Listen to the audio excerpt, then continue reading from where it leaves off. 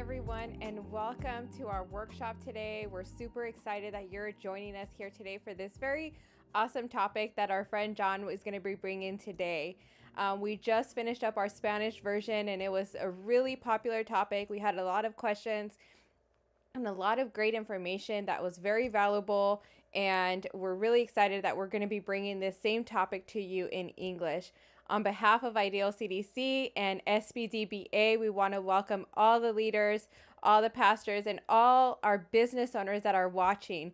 This workshop is for you specifically. Many of you have reached out and asked us to provide more information when it comes to tax planning, when it comes to bookkeeping. And so today we are bringing you that information. And so we're really, really fortunate to be having our speaker today, John, be providing this information to you guys.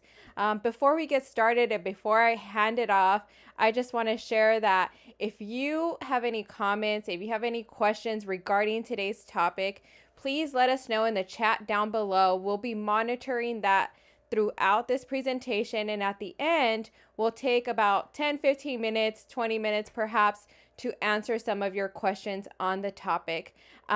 If you are watching us here live, please share this workshop. Even if you're watching it after this live presentation, share it with other ones of your friends, probably colleagues, other business owners that you know. This is very good information that we want to get out to everybody in our community here. This is why we do this. This is why we have the organization to provide this information to you guys at no cost. We want to see you guys be successful. And this is the first tip that you take, right? Is to get good and accurate information. There's a lot of misinformation out there, especially on social media. And so this is why we want to combat that and bring the actual experts that can help guide you through that process. But with that, without further ado, I want to welcome John that's going to be bringing this presentation today. Like I said, any questions you have, we will be taking time at the end to answer those. So please feel free. There are no such thing as dumb or silly questions. We will take the time to answer each and every question. Thank you so much. And at this time, John, welcome. Thank you so much for joining us here today. Hey, Charima, it's a pleasure to hang out with you guys. The Spanish session was just amazing. I loved it.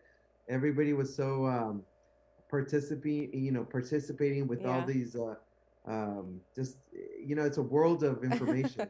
And I remember that like it really caught my or hit my heart when you said, we love how you show where to find this information, and Yeah.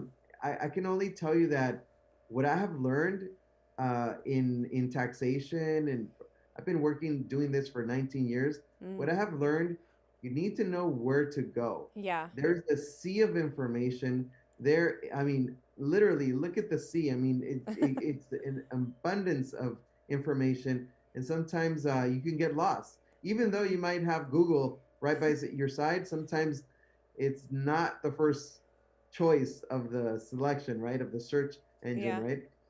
So we'll go ahead and start right now, and we'll go ahead and start sharing my screen. Awesome. Let's just make sure that you guys can see it.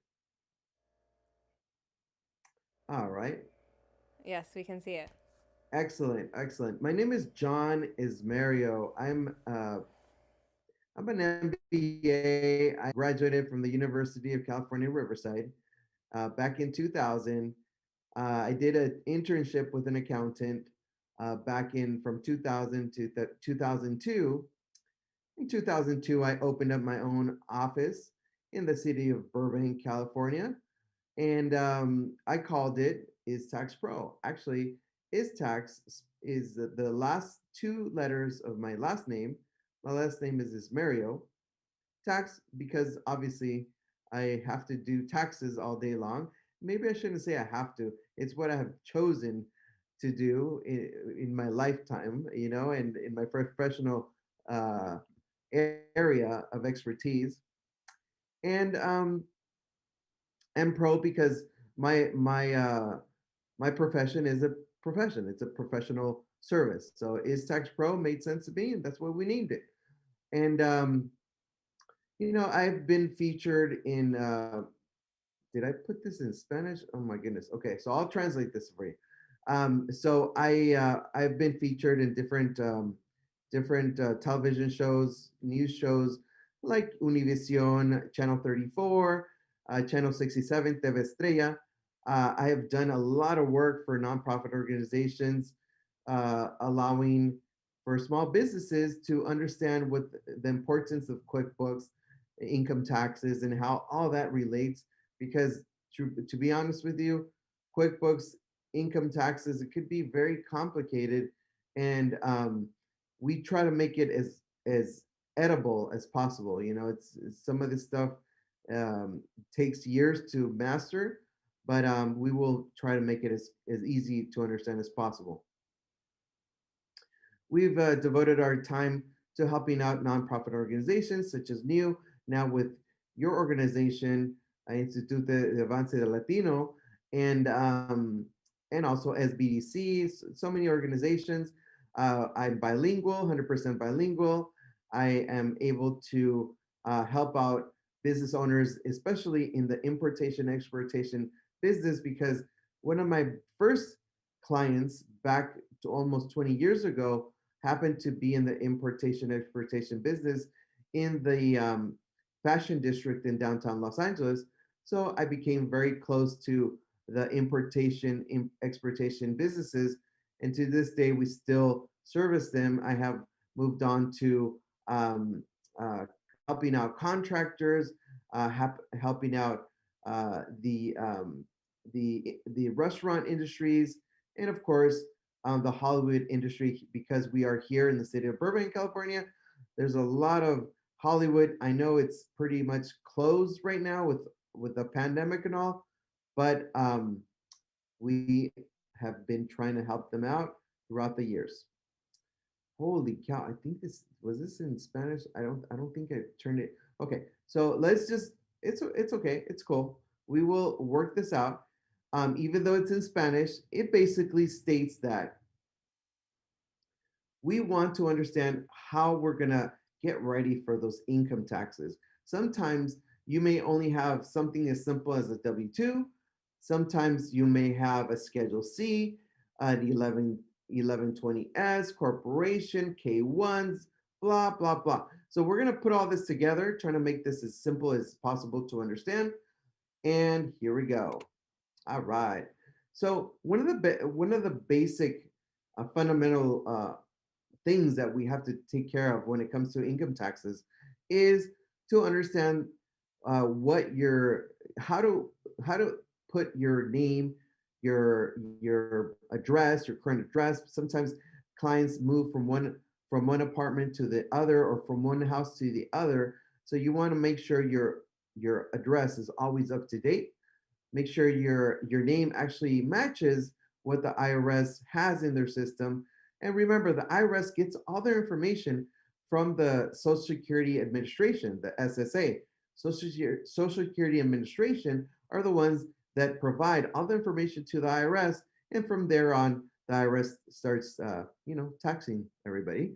And sometimes people change jobs, change occupations. We want to make sure that not only yours, but maybe if you're married, also your spouse's information is all current and ready to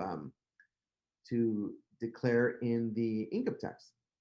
This year, unlike any other year, they're starting to ask, hey, did you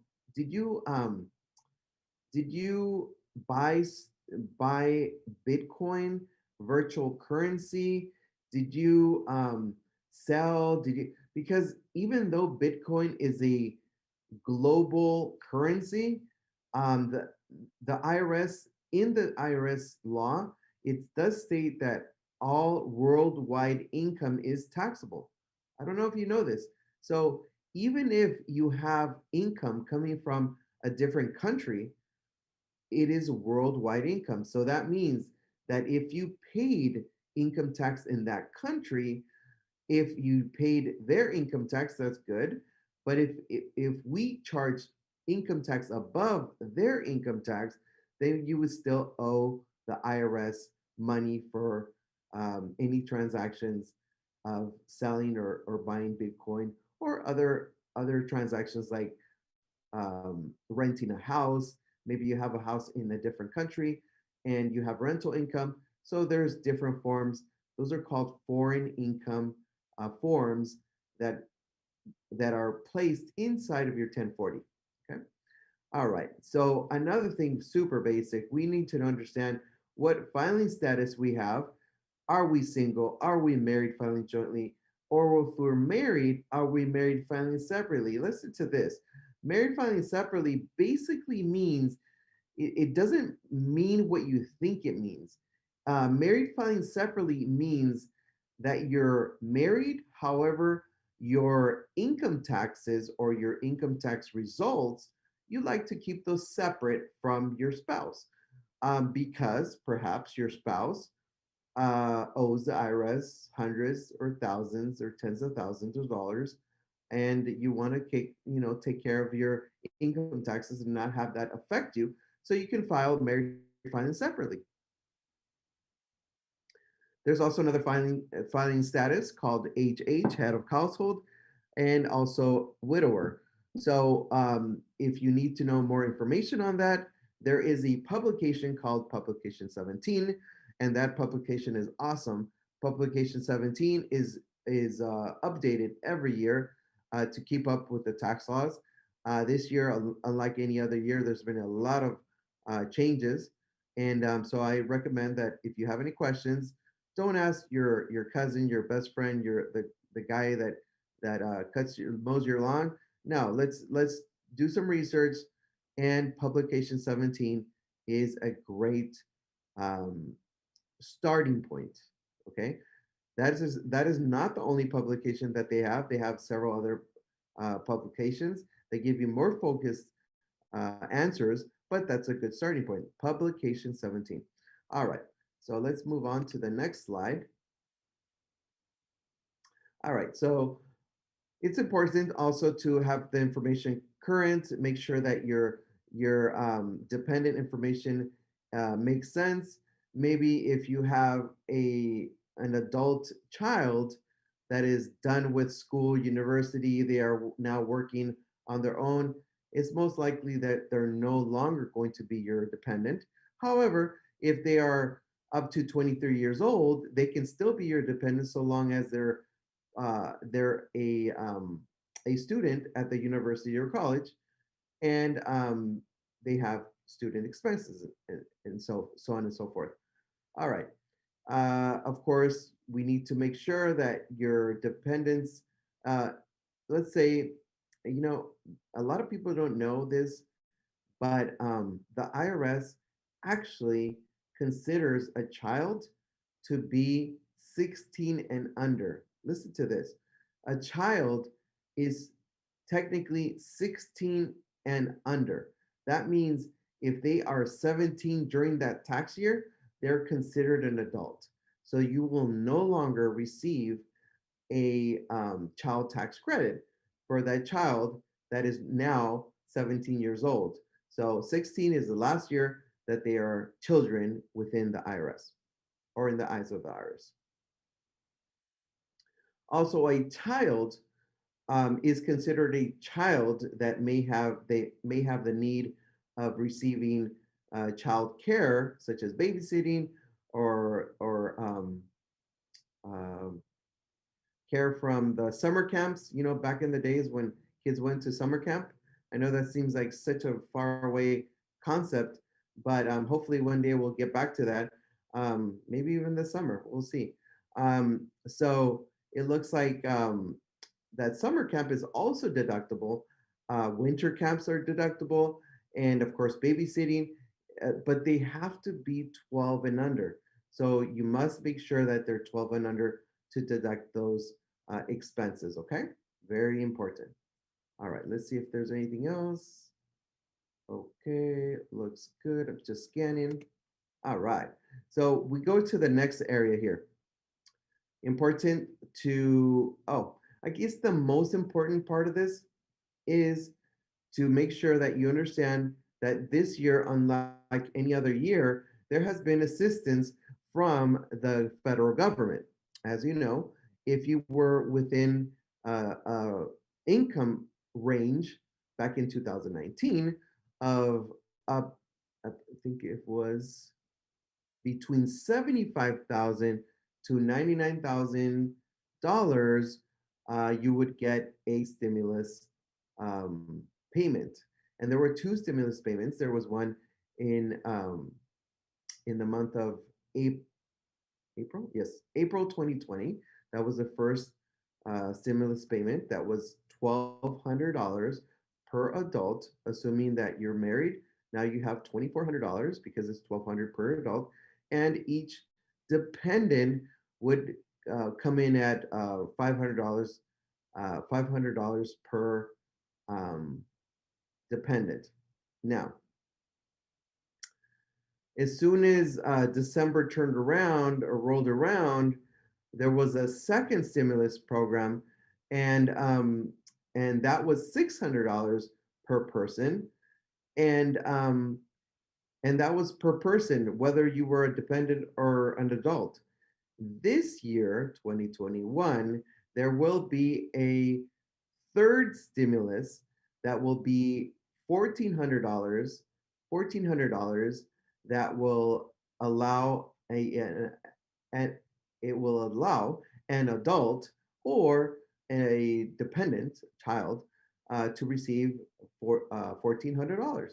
So that's a lot of money because in the past it was just a few $100s. So why is this page so important? It's just reminding you that it's 10 times better to add your routing number and your account number into your income tax return. I still have clients that tell me, "Oh, John, just have them send me the refund through mail." Remember, the mail, there's a lot of things that go wrong with the mail. Things can get lost in the mail. Second, um, you can have people stealing mail from you. So there's nothing better to have than to have direct deposit in from the IRS. And of course, if you put that routing number and account number into your tax return, you will also be eligible to receive the stimulus, the third stimulus, assuming that you haven't done it thus far, into your bank account. Okay. All right. Let's go to the next one. So when you have a business, it is very important to identify what type of business you are. So if you have a business, what is your profession? Are you in the restaurant industry? Are you a contractor? Are you, whatever your business is under? Of course, you need to know the name. You need to know whether you have an EIN, employer identification number, of course, the address, but there is a special number that is called an NAICS number. That's called the business code. And so let's take a look at the last box that is in red. It says it's a restaurant, a limited service restaurant. So maybe it's a coffee shop or maybe it's a sandwich shop or something. So therefore that sandwich shop or coffee shop, they would put the code, I believe it's 722513. They would put that in there, and that way, if the IRS ever wonders why you have so many um, purchases of food, now they understand why, because you're a restaurant, right? Or whether you're an electrician, you're always buying things at Home Depot, and now they understand why there's so many expenses, okay? Because that's what the codes do. The code allows the IRS to understand what type of expenses may be probable for your profession. Now, I have I have seen uh, I have seen accountants and professionals, tax return professionals that like to cut corners, and they like to label the business as 99999. And 99999 basically means you're a miscellaneous business. So what happens is that's just like a shortcut. Like it's almost like saying, I don't feel like looking it up. I'm just gonna put 99999. And but it does call for audits.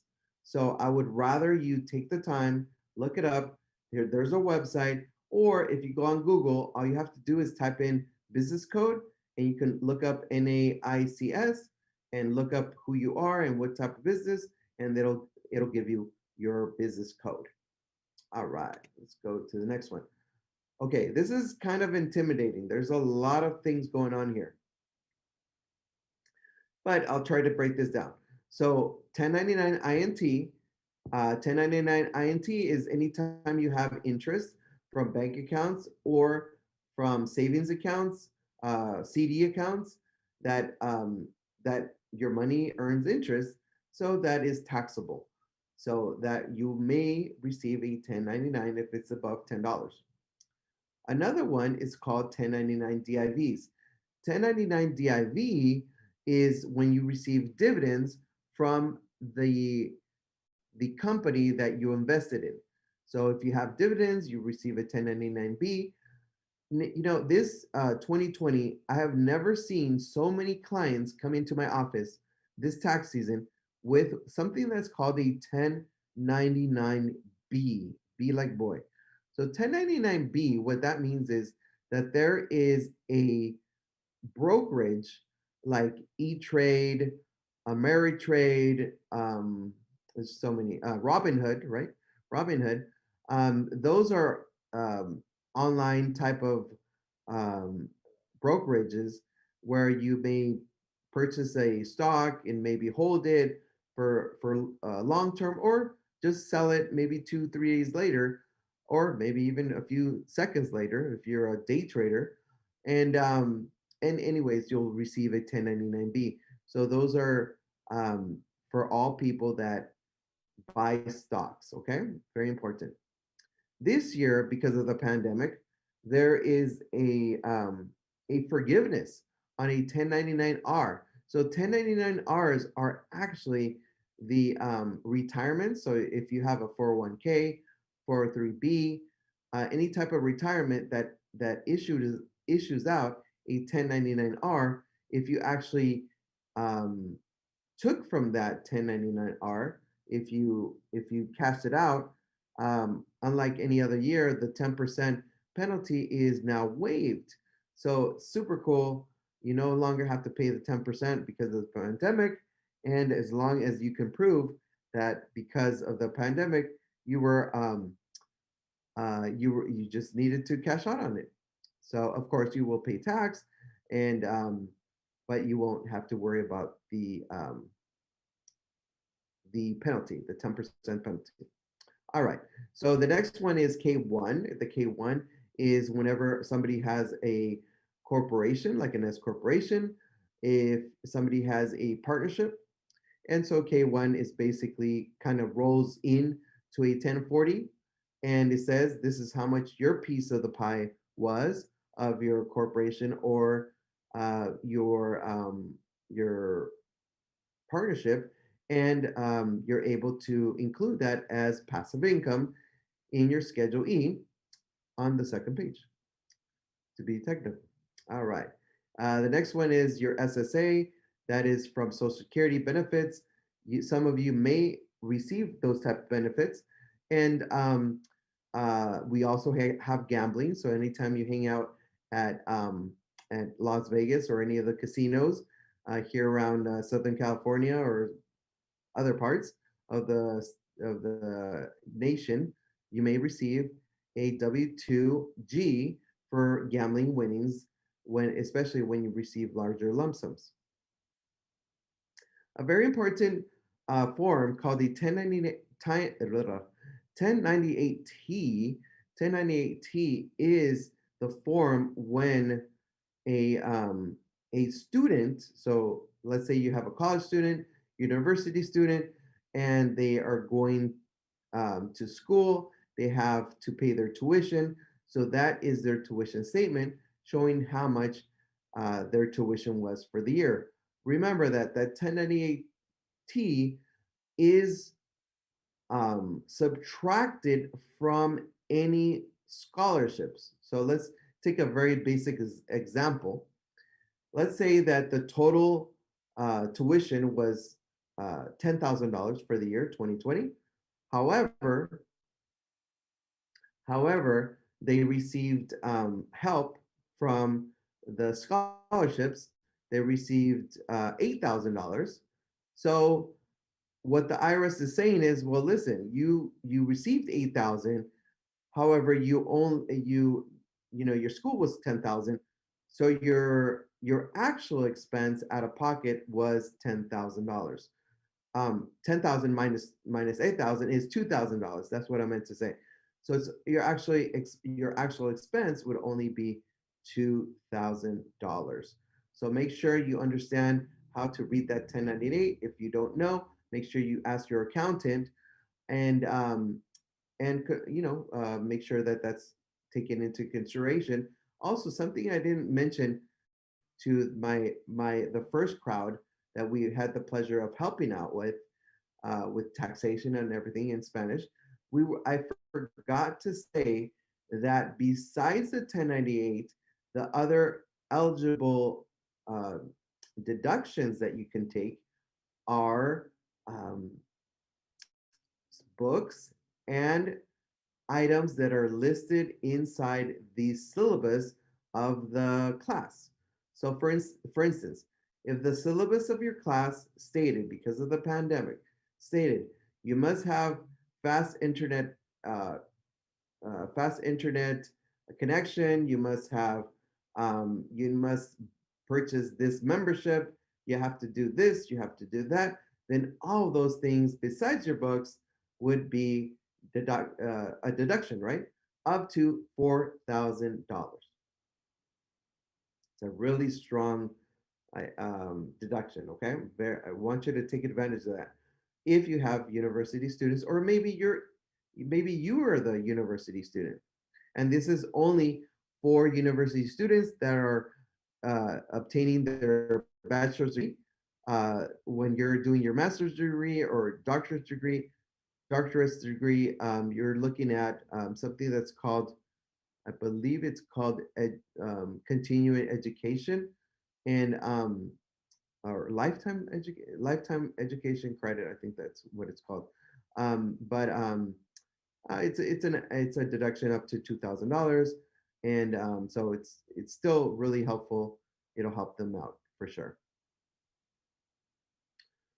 I don't know how much you guys know about this, but you can, of course, open up IRAs. You can open up a Roth IRA. There is no tax deduction for a Roth IRA. However, if you open up an IRA traditional, there is a deduction that you can put. Remember, this is an IRA traditional.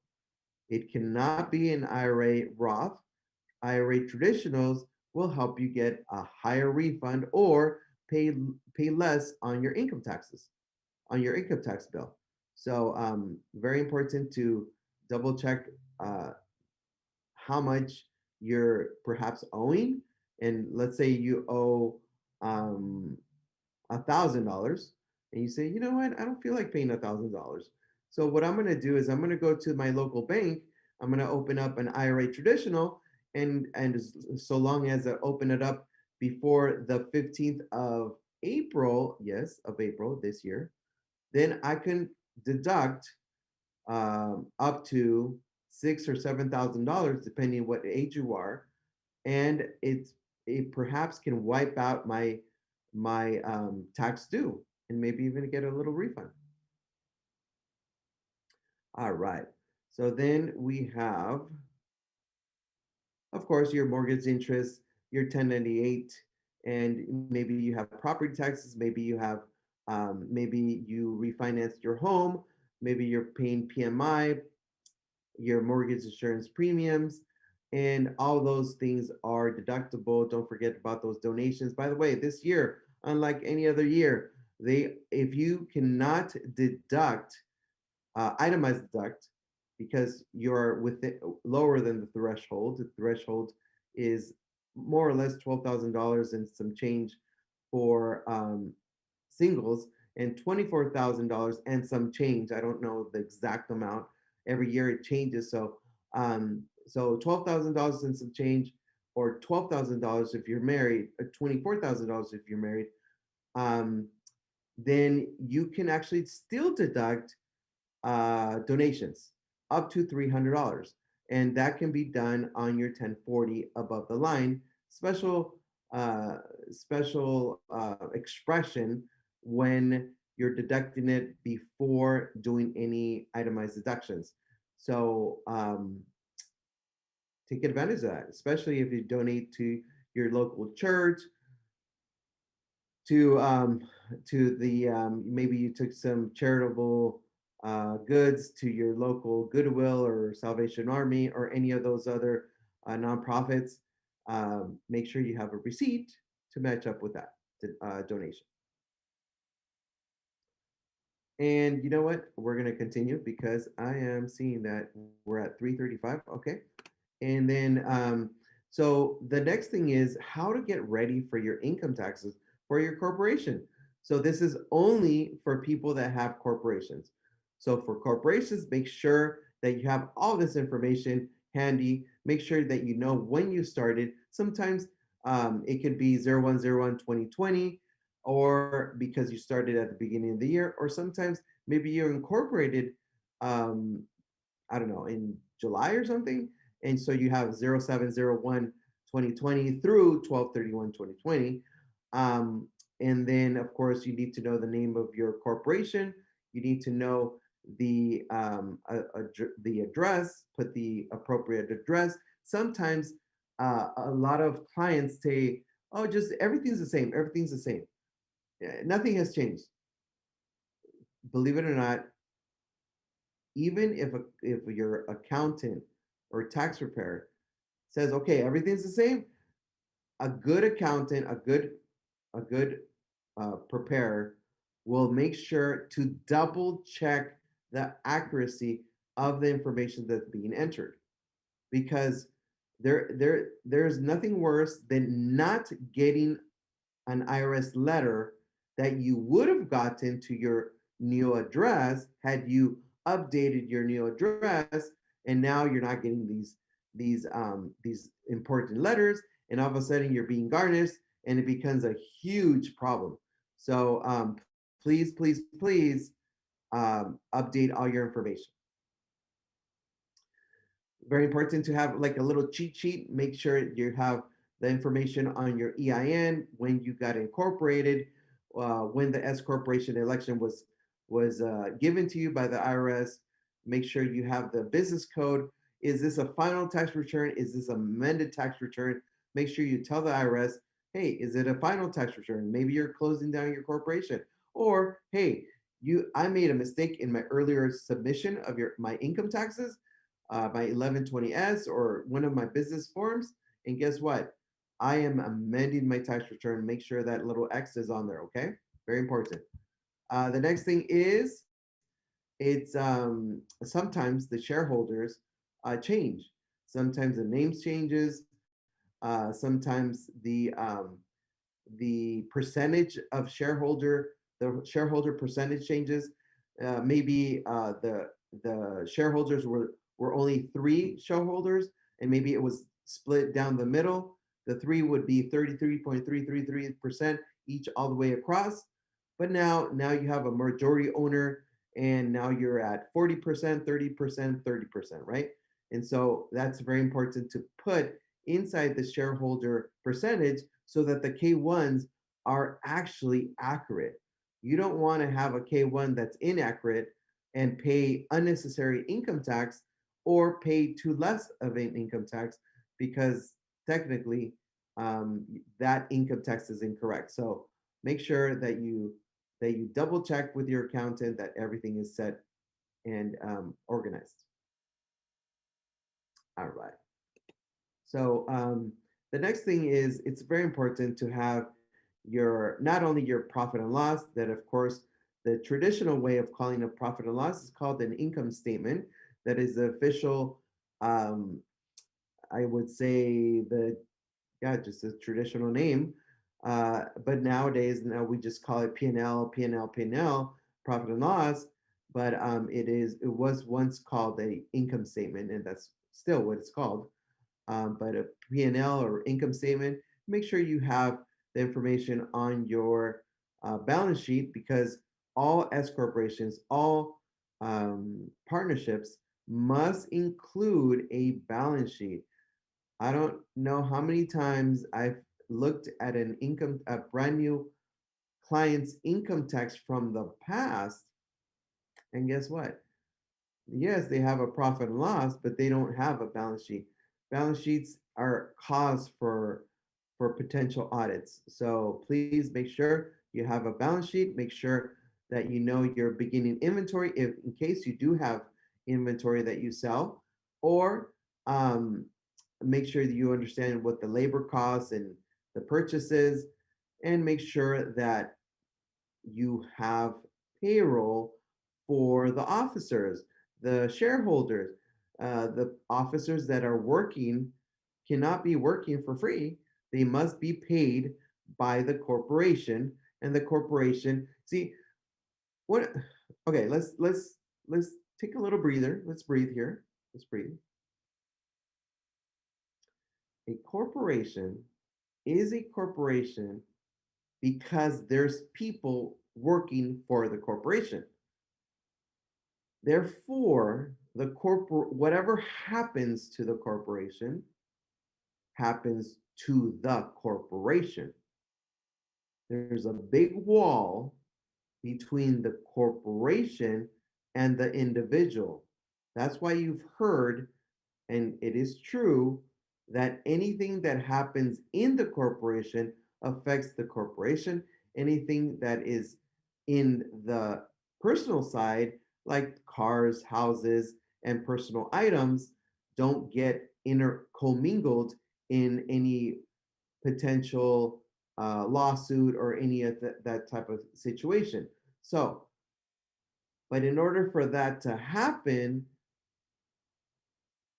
by law, by IRS law, you're supposed to have payroll.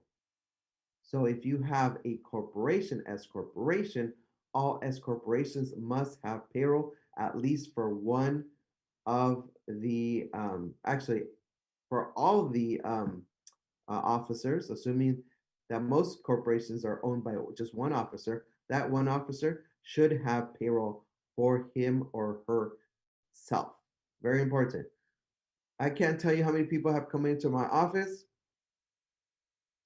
and I say, okay, I'm ready to help you out. Okay, we're looking at the P&L, everything. And I said, okay, well, where's your W-2? Oh, I don't have a W-2. Yeah, okay, well, then who operated the business? Oh, well, I did. Well, you can't work for free. So that's cause for an audit in the future. And so we want to get people from doing it the wrong way to doing it the correct way. Okay, very important. And so then you say, okay, well, I got paid through a W-2. So that means, what do I do with my K-1? Well, you just add it. You just don't pay Social Security or Medicare on the K-1, and you have your W-2, and you add those, and then that's your 1040 income. Very simple. Very simple. I love it. Don't you love taxes? Or is this just me? I don't know. All right. So we have California corporation number. You have to know that. That should be in your cheat sheets. And we have W-2s that I'm sure you've all seen tons of times. W-2s, 1099 NEC. Last year, and all the years that I've been an accountant, the 1099s for independent contractors have been called 1099 miscellaneous. Now, the IRS this year decided to clean their act up, and they decided to generate a brand new form called the NEC 1099 NEC, and the reason is because the NEC is called non-employee compensation. Okay, makes sense, right? Because they're not an employee, so they are not payroll. By the way, Very important. In 2019, towards the end of 2019, there was a new law in California called the AB5.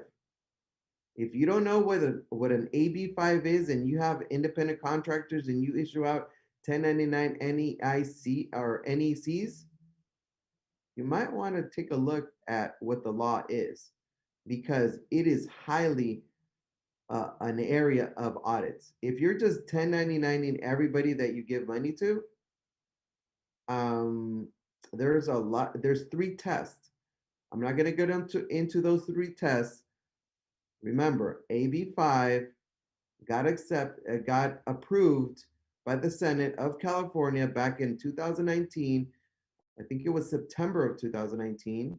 And you must know the law before you issue out a 1099.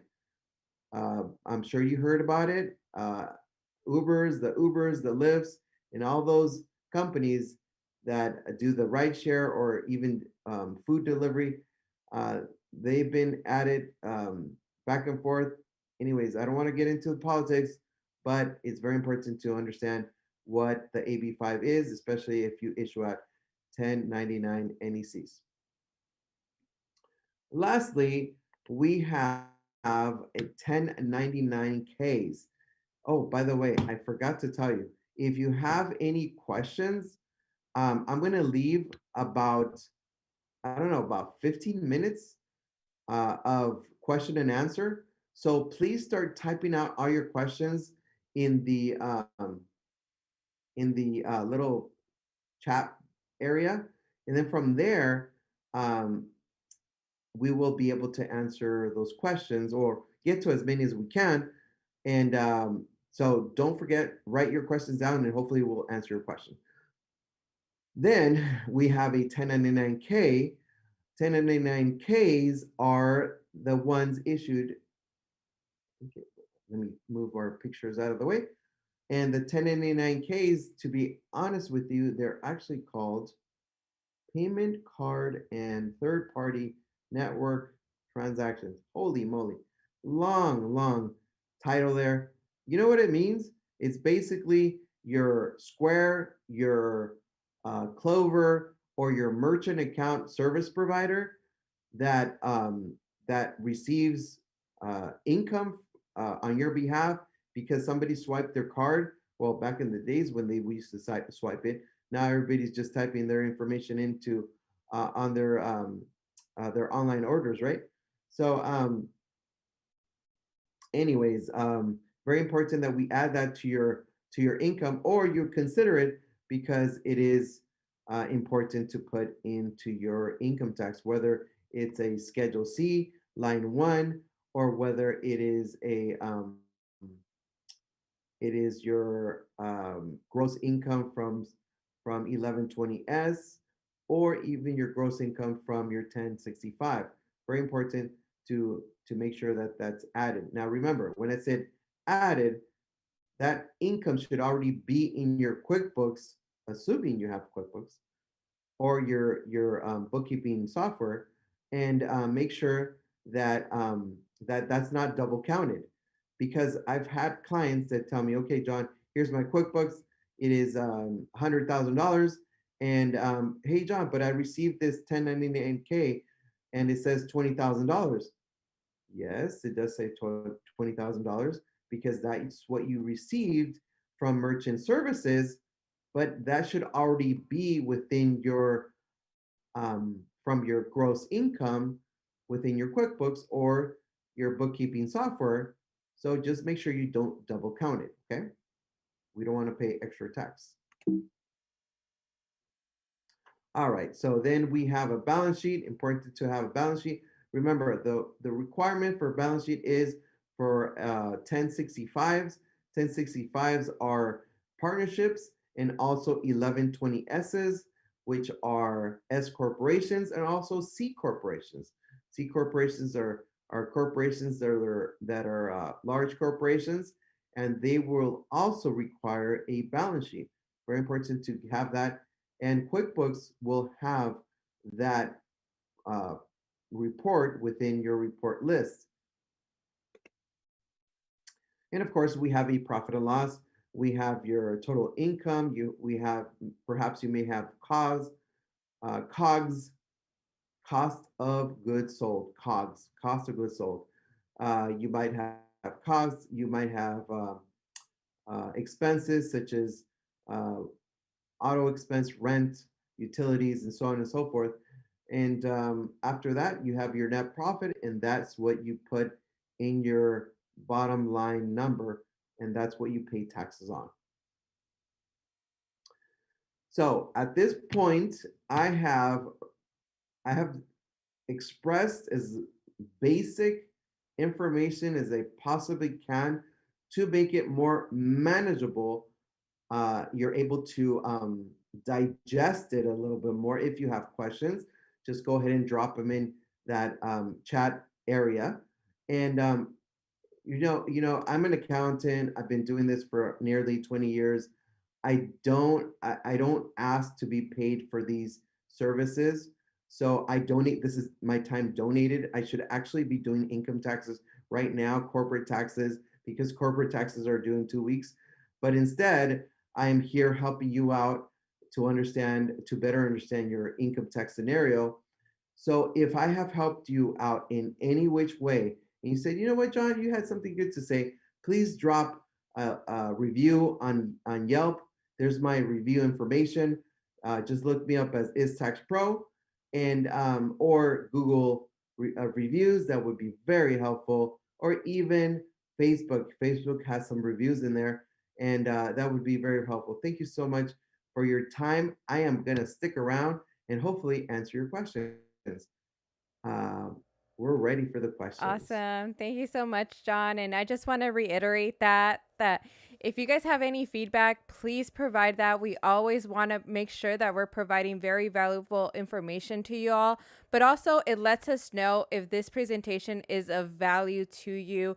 If there's anything that we can improve, let us know. That's how we get better and we grow as individuals, as business owners, as organizations, is to get that feedback and improve on that and grow. So thank you so much for sharing that. And thank you for bringing this information. We did get quite a few questions. So let's just dig right into some of those questions so that we can hopefully get through all of them.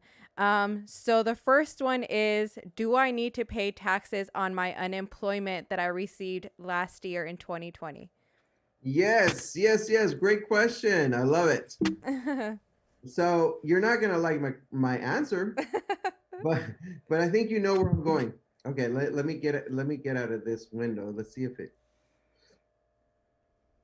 Let me see. Do I stop share? Oh, yeah, there it is. There it is. Hold on, hold on, hold on. Oh my goodness. All right, let me go back here. Let's pull it back up. There it is. And you should be able to see. Is that the one? Oh, let's see. Let's try this again. Let me stop share. Let me do this Okay. again.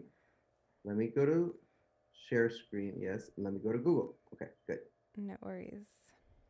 All right.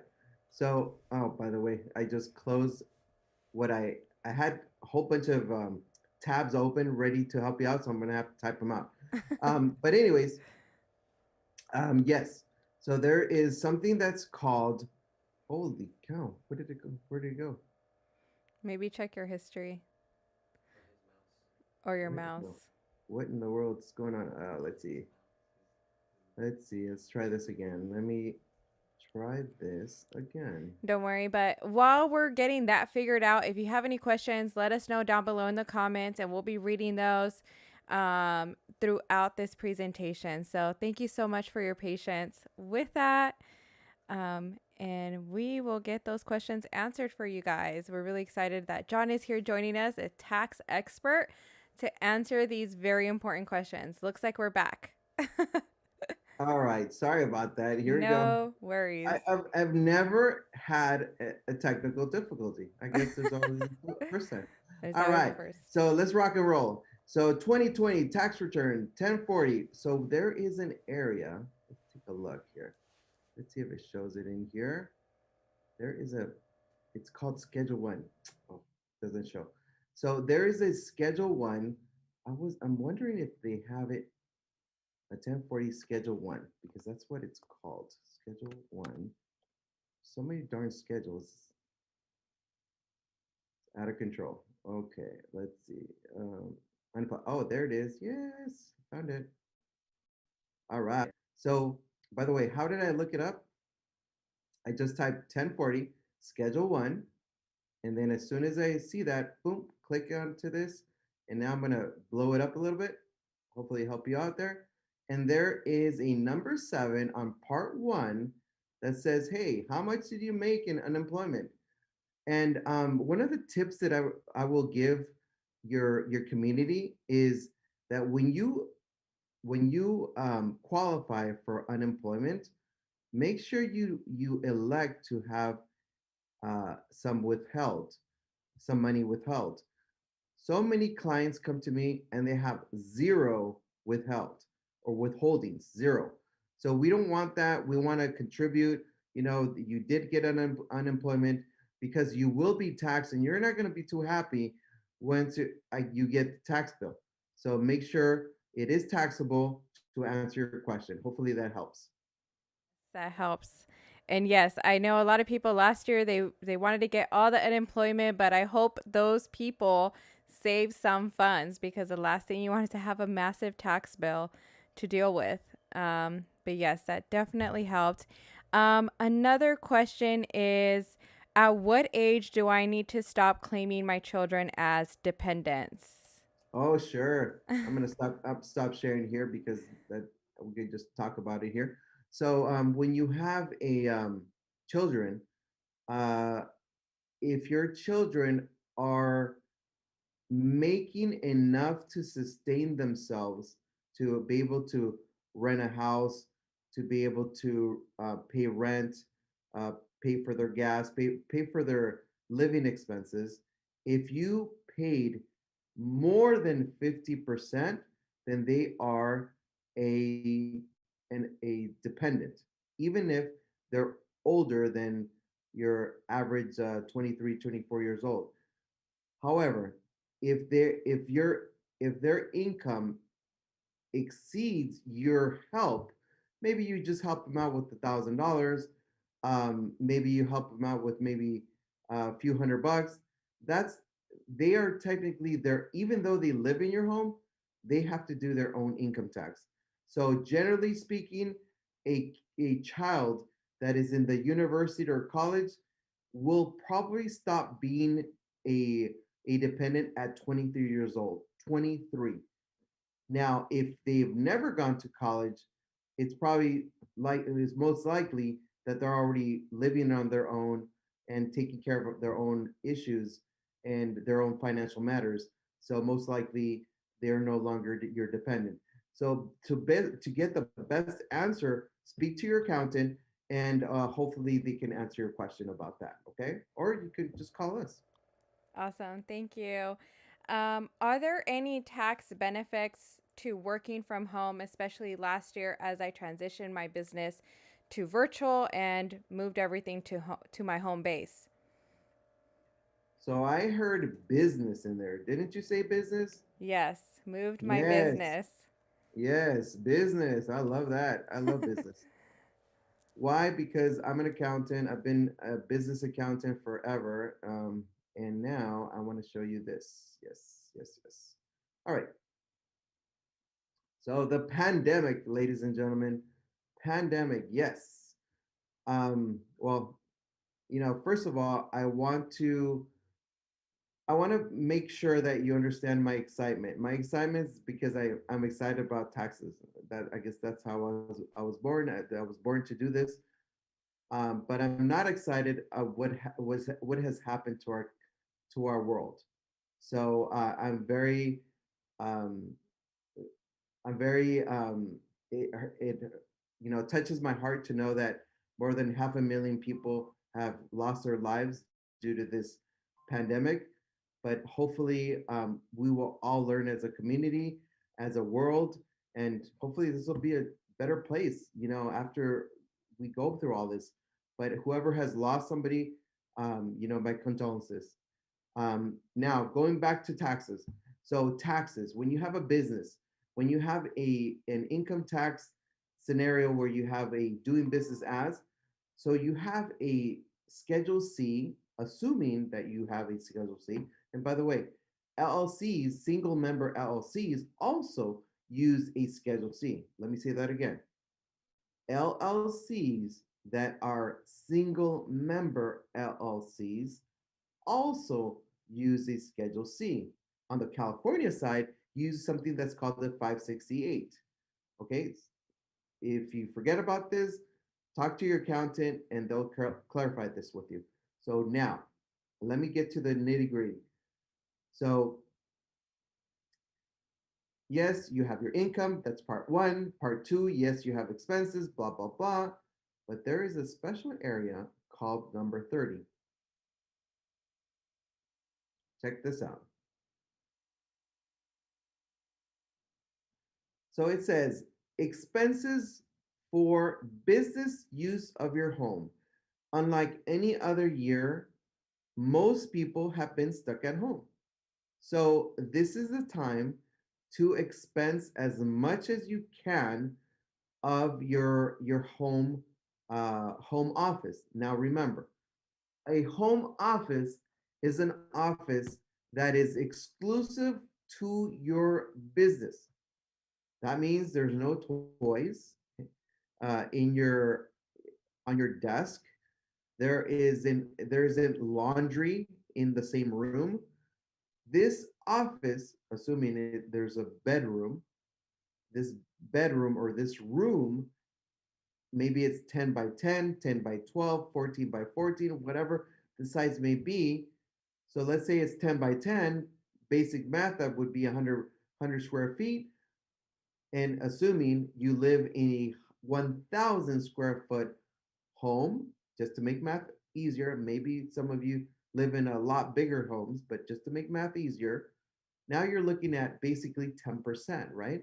So that means your deductions um, can be a percentage, 10% of, in my example, 10% of uh, the $3,000 that you pay of rent, the $300 of utilities, the trash, um, the repairs, and things of that sort.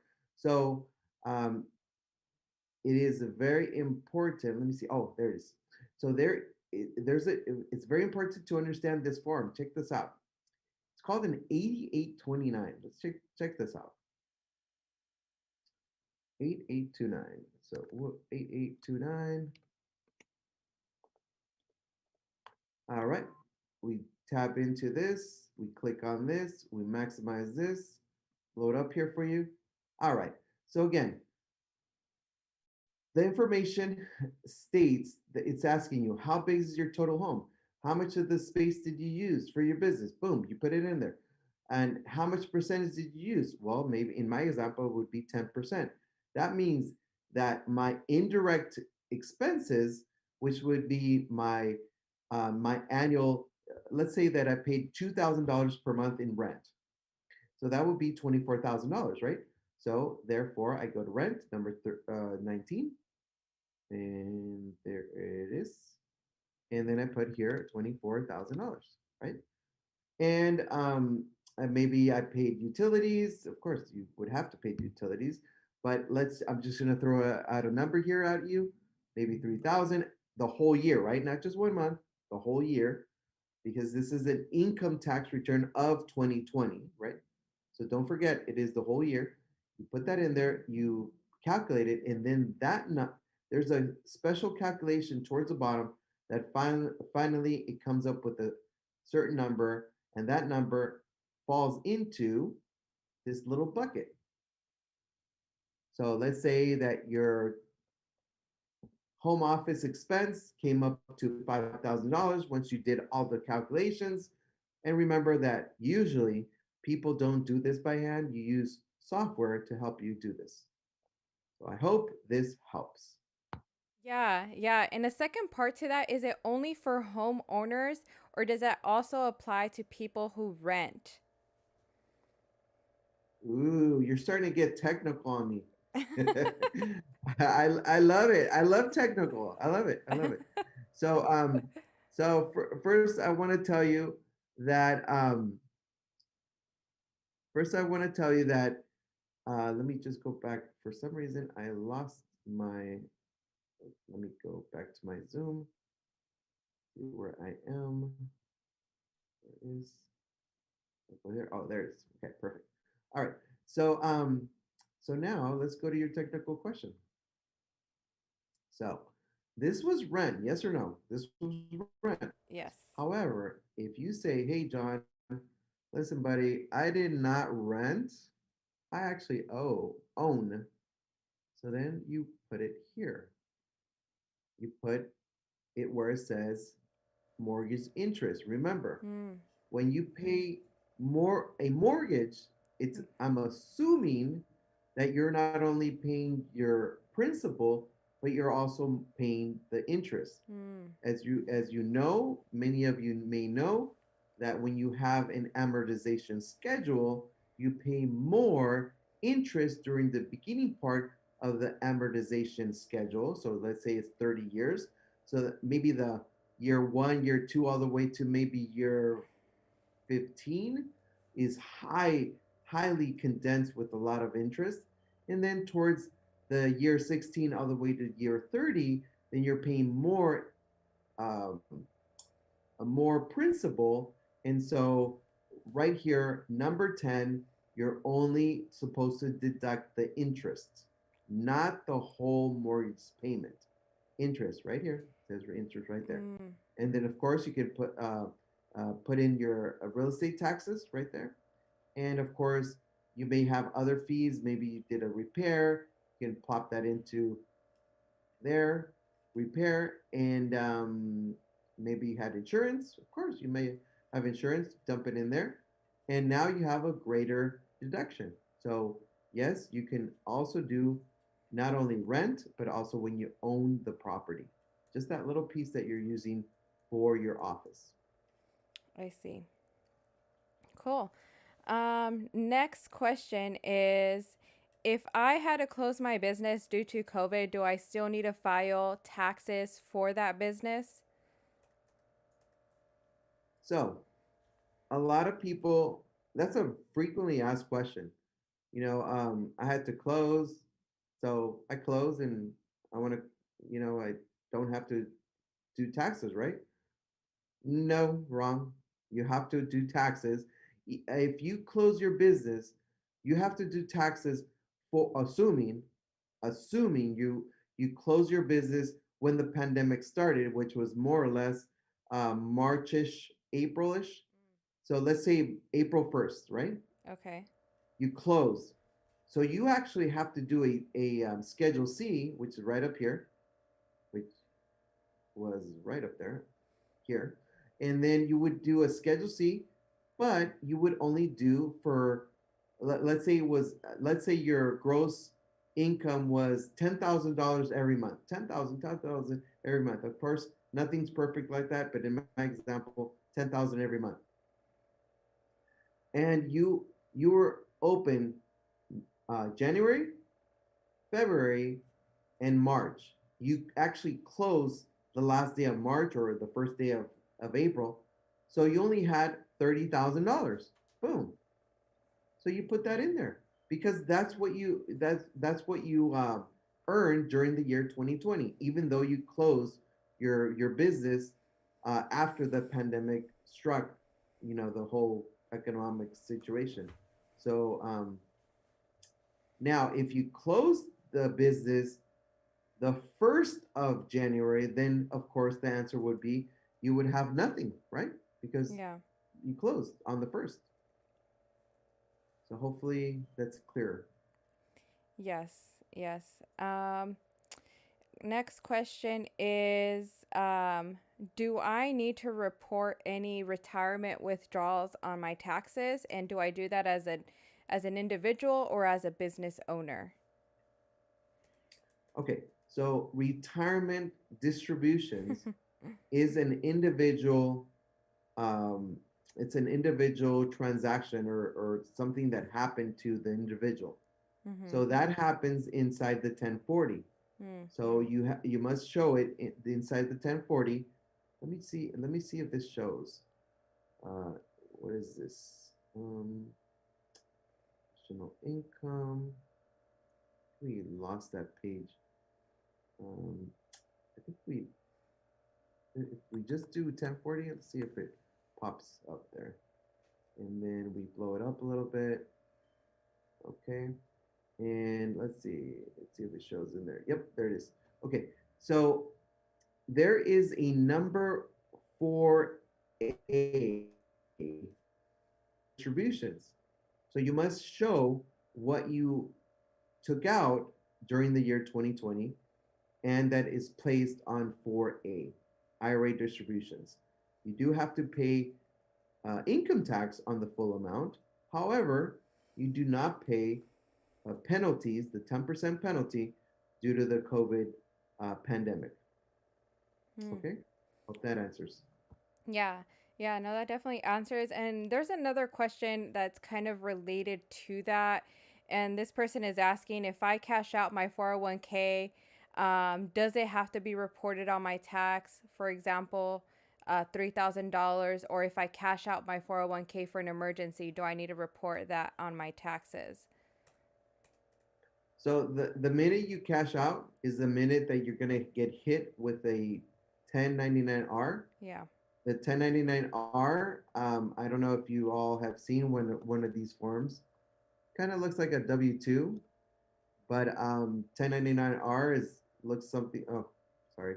Let me go here. Let me go to images, and let me just grab one. It really doesn't matter what year it is. They're all the same. So this one happens to say 2015, but it may be 2020. In your case, it is a 1099-R. It starts with the word distributions from pensions, blah blah blah blah blah, and hopefully you did a withholding. So that number four right up here should have something in there that you withheld, so that it can help you when it comes to your taxes. But yes, that gets reported onto the same page, which was the 1040 number 4A. Mm. Okay. Good. Thank you again for showing that so people know where to look for and what to look out for. But if you have any more technical questions on that for this person that is asking these questions, contact John so he can help see your situation specifically before you make any big decisions that can help guide you through that to see if it's something that you can afford down the future. Sometimes we think right now because emergency is right now, but it might cost you more later, whether it's taxes or penalties. So it might be good to get some advice from different people if you're in that situation, I would say. Dorima, another thing I was gonna say is that when people attempt to do their own income taxes, Yeah. it's um it's very important that if you're gonna do your own income taxes and things might have gotten hairy during the year 2020, Mm-hmm. you either do a lot of research to make sure you're not messing it up, Yeah. because even if you buy softwares like TurboTax or any Mm-hmm. other software, I think H&R Block has their own software, and there's tons of Right. softwares out there. You may misinterpret, even though you're reading it, you might misinterpret it. So Yeah. make sure you double check it with an accountant that Mm-hmm. they are familiar with the tax law and can get you out of like not understanding how to answer something. Maybe they will charge you, or maybe they won't. Sometimes Mm-hmm. clients call me, and sometimes I won't charge them because it's such an easy, well, I consider it easy question or Yeah. question to answer. But if it's very intense, I will charge a fee for getting them out of that hole and answering their question. Maybe they're trying to finish up their income taxes. In order for them to finish it, they need to get this answer. I may Mm-hmm. charge them a little bit for that, but I would highly recommend you do some serious research if you're Yeah. gonna dabble in taxation. Yeah, no, and just to like continue on that note is it might cost you something now, but it may save you thousands later. So it's definitely worth getting that advice. even if it does cost you something, it's worthwhile reaching out to an expert to help guide you, especially if this is your first time. And then with everything going on last year, you want to make sure you're doing everything the right way so that it doesn't cause a headache down the line, And I've seen that happen to many of my friends that they say, oh, well, I go to this tax preparer because they're able to get me more in my tax return. And now this past year, I've had a few friends I've had to pay taxes on past, reports, or what do they call them when they said, I lost my train of thought, but when they submitted their taxes on tax returns. And so they've had to pay back fees for that. So it's always good to get that information and accurate. Talk to John, contact him, and he can help you with that. But I do have a couple more questions. I know we're reaching at the top of our time. Just wanted to see if you have more time. If not, let me know and we can go from there. Yeah, I'm gonna have to cut it at. I'm gonna have to do a hard stop at 4:15 because I do Yeah, have some clients coming in, no and worries. but maybe I could squeeze out another 5 minutes. So so go ahead. I'm ready. Okay, I have one more question that came in, and that is, if an employee doesn't have an ITIN number, do I still need to file and to give them a W-9? Read that question to me again, Jeremy, please. If I have an employee that doesn't have an ITIN number or a social, do I still need to give them a W-9? Well, first of all, um, the person should be understanding why they're going to give the person a W-9. Mm-hmm. Are they truly an independent contractor, or Yeah. are they considered an employee? Remember that I said earlier during the conversation that if you don't know what an AB5 is, it was passed in 2019, towards the end of 2019, that identifies what truly an independent contractor is. If they don't meet those uh, those requirements, specifications, then of course they are not an independent contractor, and they should be on payroll, right? Payroll Mm-hmm. W-2. Now let's move on to the next situation. Next situation is this person that works for XYZ company, um, does not have a social, does not have an ITIN even. So what should the owner do? Well, first of all, that person that I would imagine is receiving a W-2 and or not and or a 1099 is probably using a fake and invented social security number. Yeah. And then so then we get into a difficult situation because and and and here's what I want to tell you. And I just want I want to give you the full here. I've been working with my Latino community for nearly 2 decades. I can tell you that my Latino community are very hardworking. Mm-hmm. I mean, my hats off to my mi gente, and so they're very hardworking, but sometimes they don't understand the importance of doing things correctly. So Yeah. number one, if they don't have a social security number, no problem. Guess what? You can file for an ITIN. So therefore, that person should file for an ITIN, and the ITIN, just really quick, let me see if this search, yep, let's search it right now. An ITIN is, there's a form called a W-7. So this form, holy cow, let's do this. Okay. All right, here we go. All right, W-7, here's your W-7. And the W-7 says, okay, what kind of person are you? Mm-hmm. 9 times out of 10, I always use C.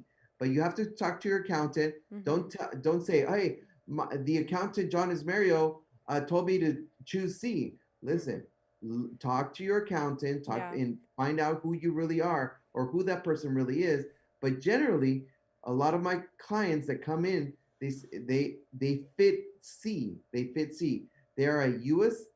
resident alien based on the days, blah blah blah blah blah. And so then from there on, we enter their information, we enter their passport, assuming they have a passport, maybe they have a birth certificate, an ID from their country, and so on and so forth. Plus, besides a W-7, you must file a an income tax return. The income tax return that applies to their activity in 2020. So you have three things: W-7, identifications, income tax. Once you put all that together, check this out. Then what you do is, let's see, ITIN, mailing address.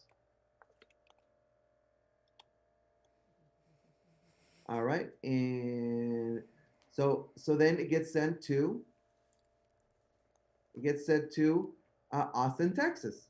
So there's a special ITIN unit, gets sent over there, and hopefully within a few months, it usually takes about 6 weeks to 2 months, more than usually they'll get done in about 6 weeks. They'll get their ITIN, and then now they can file their income taxes. And one of the things that I said earlier, and by the way, I'm going to have to go right now. Yeah, One of the things I said earlier is that Biden, and I don't want to get political, I just want to tell you what has been said. Biden has been in the talks of trying to help out our community, our Latino community, so that they have an immigration pathway to journey. citizenship. Go ahead. I'm sorry. Go ahead. A pathway to citizenship. Pathway. That is what exactly you read my mind. A pathway to citizenship, so that they can. But in order to get to walk on that pathway, what do you need, Dorima?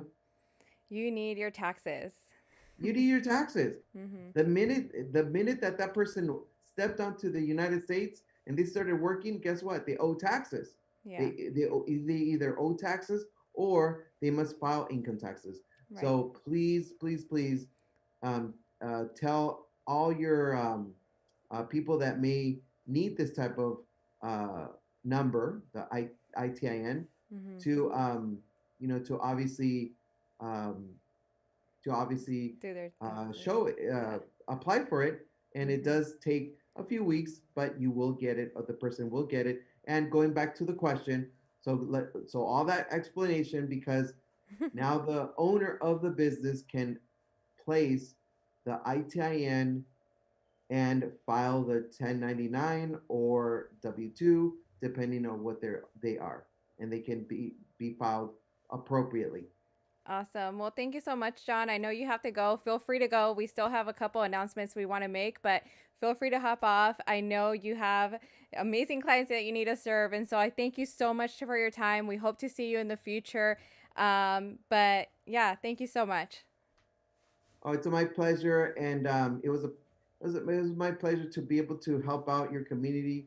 And again, if I earned any type of review, your reviews would be very helpful to us.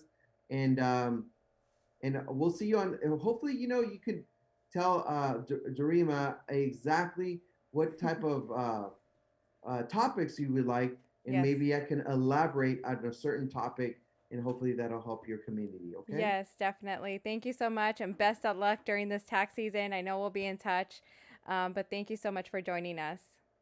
Take care, guys. Bye. All right, bye. All right, thank you guys for joining us so much today. I hope that this information was very valuable to all. I know that we covered a lot when it came to tax planning. We hope to provide more information on this topic and further answer more questions. But before we go, I want to invite you all to follow our page, turn on the notification bell. We have ongoing training that we provide for our community. This next week, we're going to be covering different topics. And so we want to make sure that we're providing value to you all that I know can be very helpful for you and your business. And last thing I want to mention is our location in East Los Angeles at 715 Brady. We provide free COVID testing for everybody in the community. So if you're looking to reopen your business, and start back up. We provide COVID testing Tuesday through Saturday between 11 a.m. and 4 p.m. And at the end of this presentation, on the screen, you'll see the dates, times, location, so you can walk up or drive up for yourself, your family, or for your employees if you want them to get tested. It is free. All you need is a phone number and an email to get your results. That is it. No insurance, no cost at all. But I want to thank you all so much. Let us know. And if you would like to be informed of everything going on with our organization, all the different trainings that we hold on Facebook, but also on different platforms, sign up for our newsletter, sign up for our page, give us your email so we can keep in touch with all of you. Again, I hope you guys have a wonderful rest of your Friday. Have a wonderful weekend, and we will see you guys all next week. Bye.